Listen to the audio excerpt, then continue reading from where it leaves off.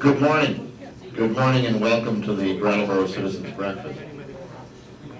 A brief introduction today. You've all heard of the Trinity. The Trinity is reduce, reuse, recycle. So it's not only true of physical objects, but it's also true of energy. And Ted Montgomery is here to tell you about how a state program is going to help with reducing your greenhouse gas emissions by making your home more efficient in terms of its heating capacity. I'm going to start by asking a couple of questions. How many people here believe in global warming? Okay, how many people here have done substantial energy retrofits on their houses? Oh, 1, 2, 3, 4, 5, 6, 7, 8, 9, 10. 10 out of about 25, so roughly a third. The state average for that is 5.6%. Have done energy retrofits of any significance over the last 6 or 7 years. Conservation count? That is conservation. Well, you mean lifestyle change conservation? No, by turning the heat down and Right, like that. right. Yeah, if you've achieved 20 to 30% reduction in your energy bills. Yeah. So at that 5.6% rate that's happened over the last 6 years, is about 1% per year.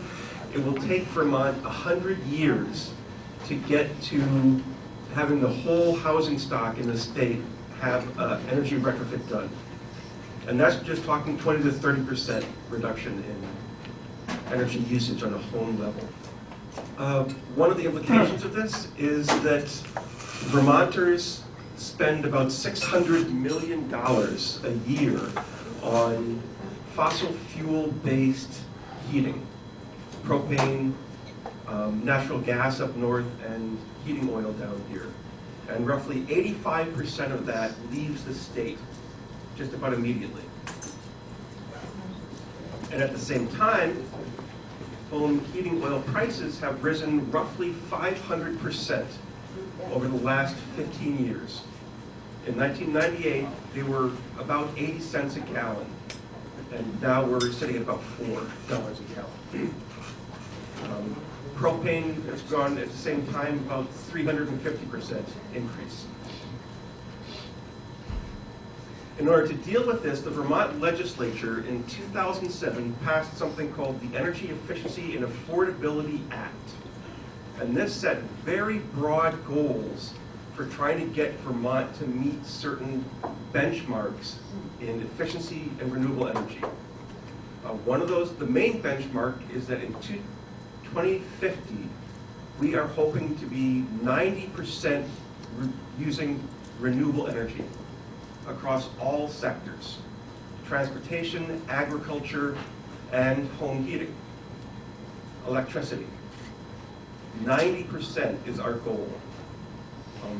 One of the steps along that way to achieve that is to have 25% of our housing stock do these substantial energy retrofits by 2020.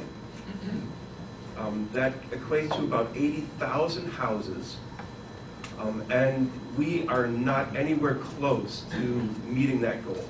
We're way behind. There have been roughly 18,000 houses that have had these retrofits done since this bill was passed in 2007, and much less than should be there to make that happen. The Vermont Home Energy Challenge is a program to get us back on track, to make that happen. It was started at the state level. It's being organized by Efficiency Vermont, but it's a town-by-town initiative. So a town has to sign up and say, yes, we want to be part of this.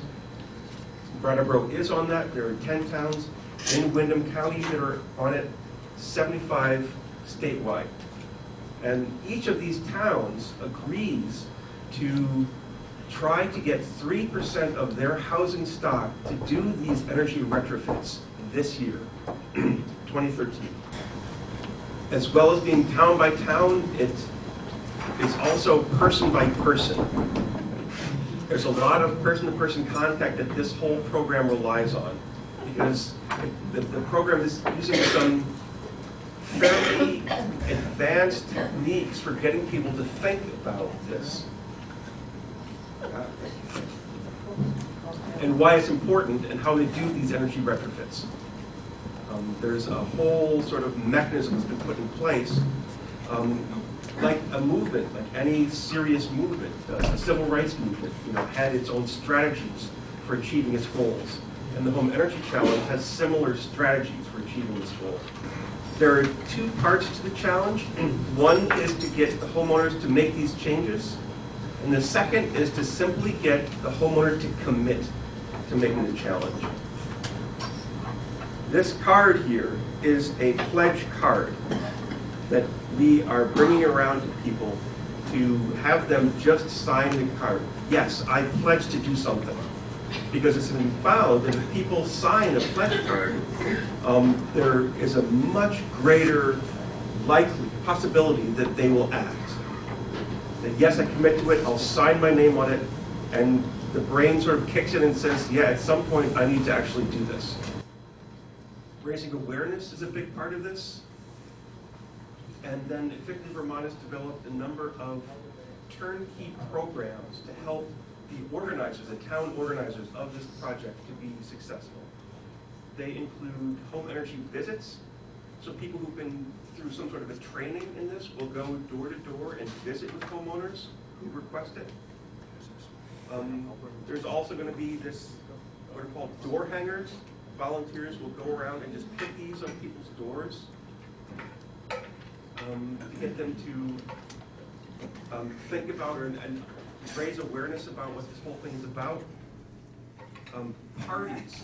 So all of you who raised your hand who've had energy retrofits done could host a party for people in your neighborhood, saying, this is what I've done in my house, this is how much I've saved, this is how much it cost me, here's the return on investment or the payback. And even invite the contractor who did the work to come and be there with you to talk with your neighbors about this. One of the big disadvantages of energy conservation is that it's not charismatic. A lot of people want solar. Okay, I want to put solar panels up on my rooftop. I have a client, I work in this field professionally, I have a client who came to me and said, Tad, I've got this bid to put solar up on my roof. It's going to cost me $15,000 or $20,000. I need someone to help me think through what to do with it. I said, well, have you had an energy audit done in your house yet? And she said, no. What's that? So I ran some quick numbers and determined that her electric usage was roughly 1/8 of her total energy usage. She was going to put solar panels up for roughly $20,000 and eliminate her electric usage by doing that. That same $20,000 could do much, much more good if she tightened up her house. But tightening up the house isn't charismatic. You don't have neighbors driving by and saying, oh, wow, look at those solar panels up on the roof. There's really not much, wow, look how well the insulated is happening in the basement there. It's not the same.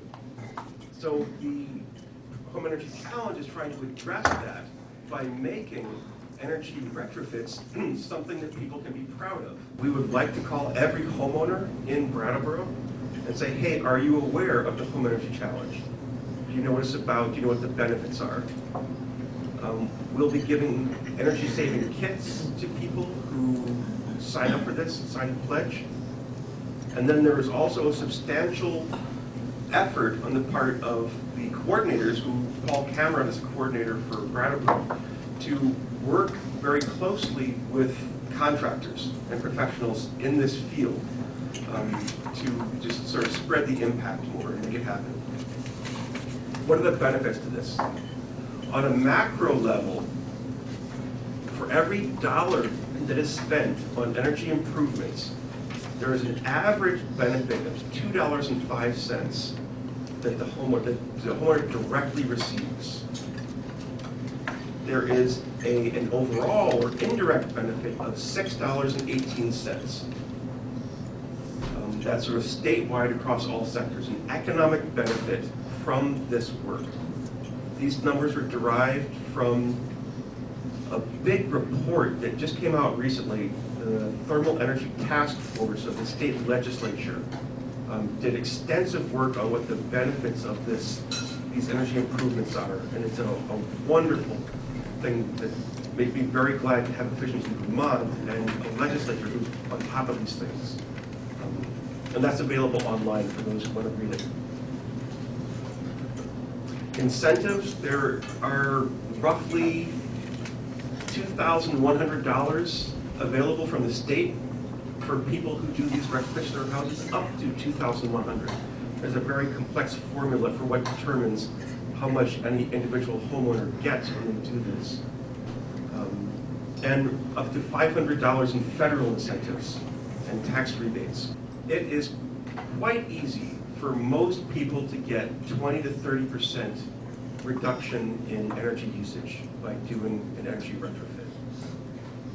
I am working with some people who are shooting at 50 to 70% reductions. That's also possible, but it takes a substantial commitment. And I'll describe very quickly how the process works. So we have here one contractor, Junio Anthis Moody from Farnham Insulation. A homeowner would contract with this company or one of the other companies in the area and have an energy audit done of their home. The audit is comparable to a physical exam that a person would have on themselves. And imagine being whatever, 50, 100 years old and never having had a physical exam. Well, that's the status of most of the houses in Brattleboro. People are just shelling out the money month after month to keep the furnace running, but have never really thought through what is possible to reduce that. The audit will result in a report, a fairly substantial and sophisticated report with a list of energy improvement recommendations. Each recommendation will have associated with it an expected cost of that measure and a expected energy savings from that measure, and then what's called a payback period. How long it will take for the savings that come from that measure to pay for the measure itself. Average, or it's very common to have paybacks of 5 years. That equates to a 20% return on investment. If you took that same money and put it in a bank, you'd get what, 2 or 3%, maybe? Not even. You used to get 2 or 3%. So as investments go, this work is very good, very good. And this audit will sort of document through very rigorous science and a lot of experience what a homeowner can expect in savings.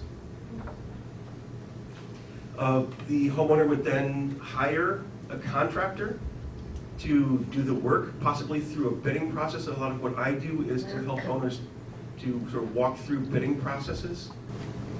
And it's fairly simple to show them, yes, you borrow this much money, $5,000, $10,000, $15,000. You borrow it at 3 or 4% interest. But you're getting 20% rate of return. And the energy prices are only expected to increase. So that rate of return will actually increase over time as energy prices keep going up and up. So financing is found.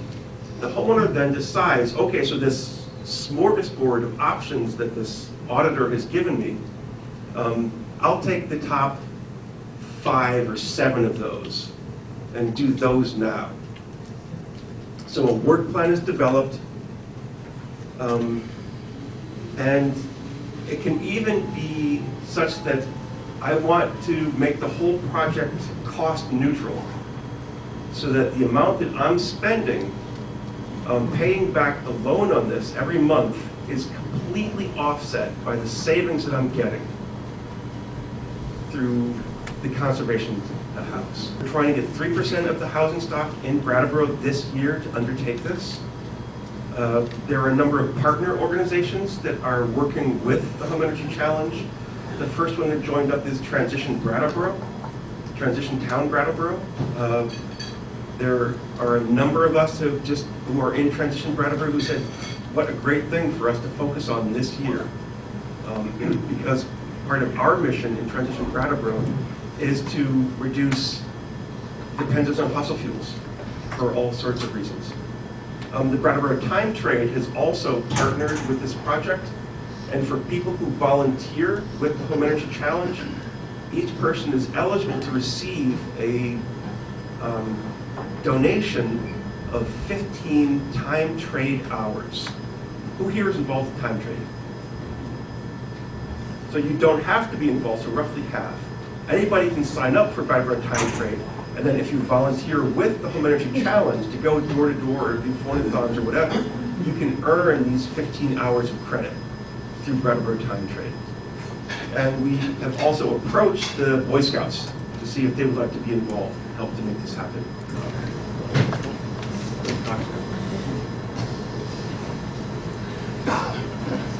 So I just heard last night that 50% of the housing, or I think more than 50% of the housing stock in Brattleboro is in rental units.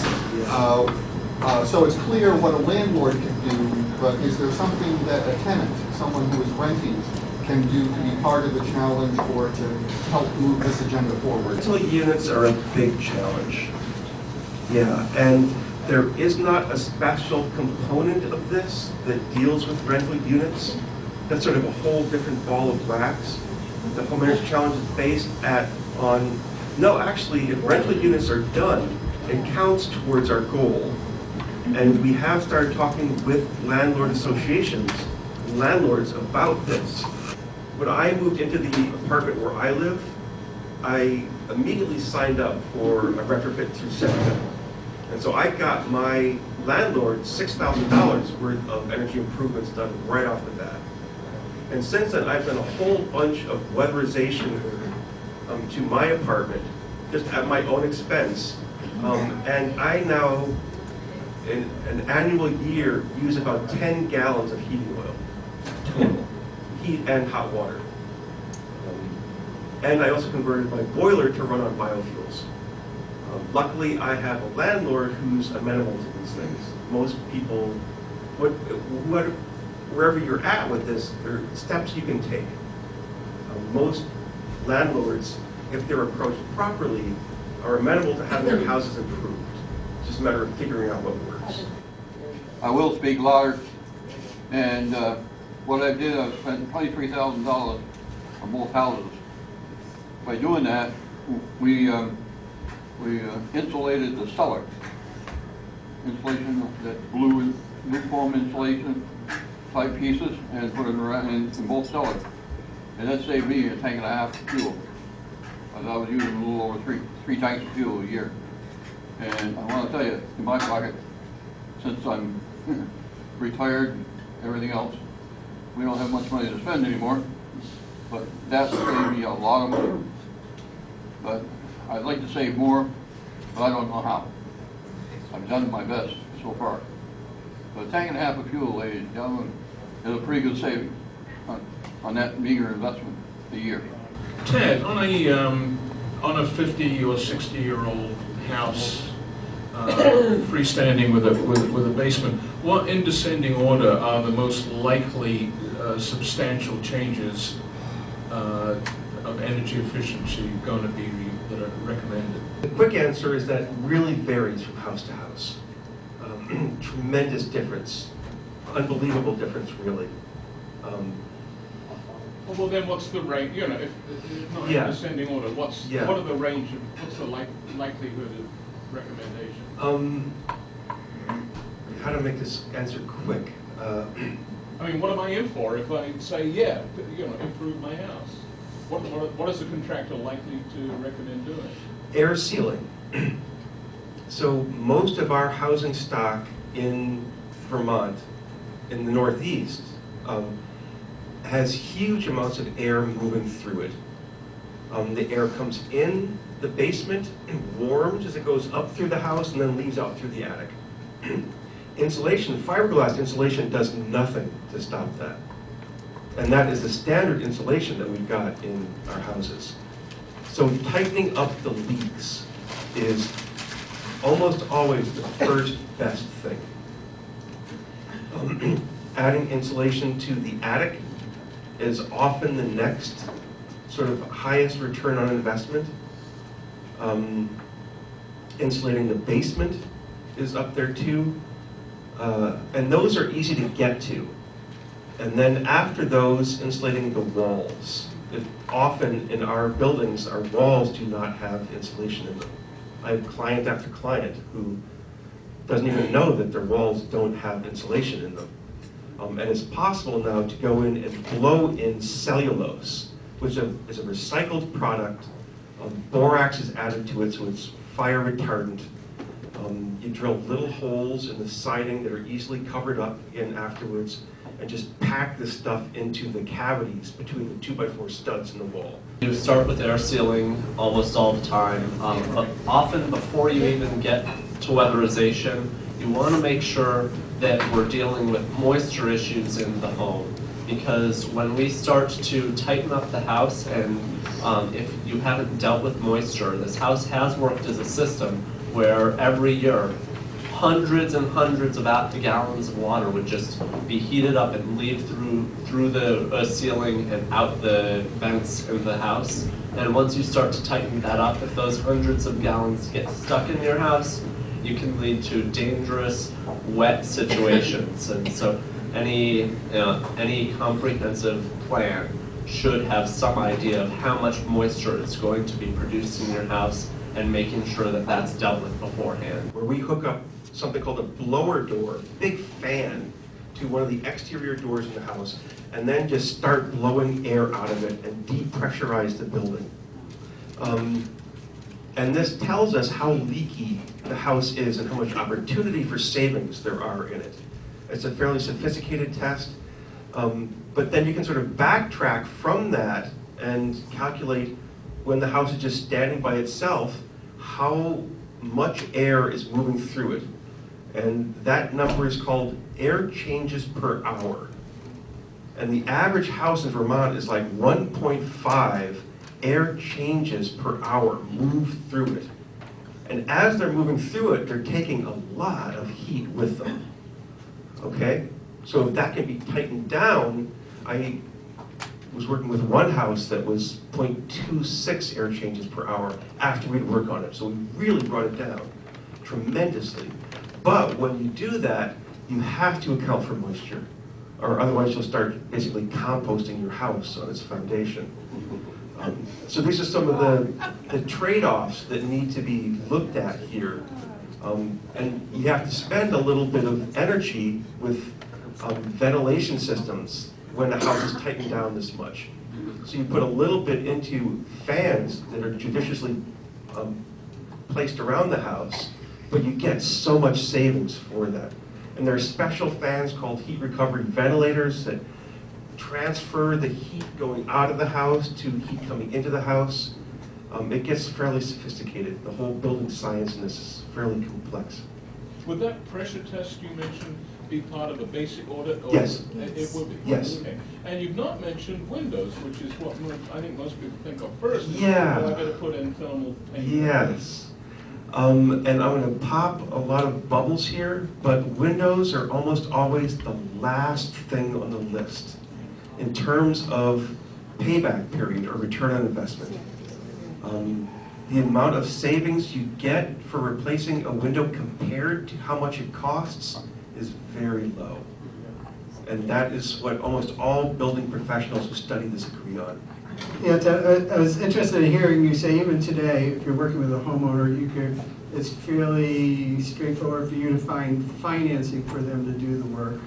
So with the, hopefully PACE will get passed in a week and a half or 8 days.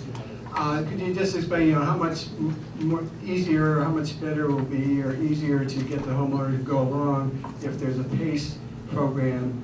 And then also, secondly, if the state does pass the energy efficiency bill, will that also help in addition to get even more homeowners into doing this? PACE is a great program. I'm on the PACE committee here in Brattleboro with Paul and Bob Ruder and a bunch of other people. We've been working on it now for a number of years. There are still sort of hurdles that it has to go over to be fully implemented. We don't have the funding necessary to make it happen statewide yet. And I would also say that PACE has one big disadvantage, and that is that the interest rates that will be charged for those loans are about 2% higher than what people can get through other funding mechanisms. Part of what I do is I help people think through the financing of these projects. There are other cheaper ways to do these projects than through PACE. The big advantage of PACE, as Peter pointed out, is that if you want to do this work on your house and you don't know how long you're going to live there, it provides a very easy mechanism for you to not be responsible for this when you leave the house. You don't have to take a big loss when you sell the house for the work that you've done to improve it. If the energy improvements that we do to our houses could be accounted for when the house is appraised for sale, it would make PACE moot, completely unnecessary. But in today's real estate market and transactions, it's not accounted for. So you can reduce your energy use in your house by half, and it's very difficult to get banks, and Fannie Mae and Freddie Mac in particular, to account for that in the value of the house. That's something that a number of us are working on, but it's going to be a long slog to get that changed. You know, the Vermont legislature is considering an energy efficiency bill. If that were to pass, would that boost even more, give even more incentives for homeowners to tighten up their homes? Or do you see that or not? Thank you for asking that question. I have received a couple of fairly urgent pleas lately from people working to get that passed, saying that our legislature is really waffling on it, on whether to pass it. Michael, I can't remember exactly what that legislature is intended to fund. I think part of it is to fund the low-income weatherization projects that SEPCA does, because the funding for that has been cut fairly substantially, especially with the sequester that's happened federally. The Public Service Department set up a thermal efficiency task force a couple of years ago to explore how weatherization programs around the state could be expanded. And their recommendation was that the legislature fund the programs with $22 million. And they recommended a tax on heating oil as the primary means to raise those funds. This bill, I think, would raise a lot less than that, but it would be a start, and the money would go towards ramping up home efficiency programs around the state to realize the kind of savings that Tad's been talking about. So I urge all of you to contact your legislators and ask them to support this bill, because there are just tremendous savings to be realized. But if we ramp up in one way, how would it help boost, momentum for more homeowners?